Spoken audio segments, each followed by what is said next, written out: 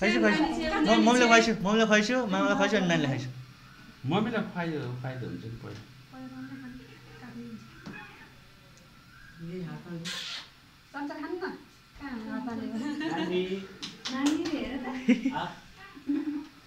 मम्मीलाई खुवाइसु अब के गर्छ यो चाहिँ भिडियो गर्दैछ नानी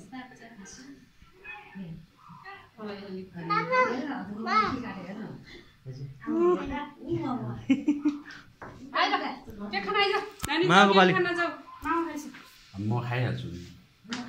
मैले बिगाइदिन्छु ल मम्मी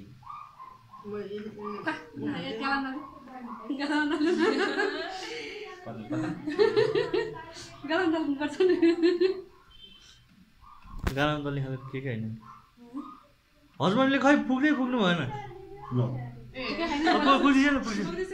पुग्छ काटेको जस्तो देखेदैन पुग्छ नत्र त्यसको त्यो व्याक्स झर्छ कि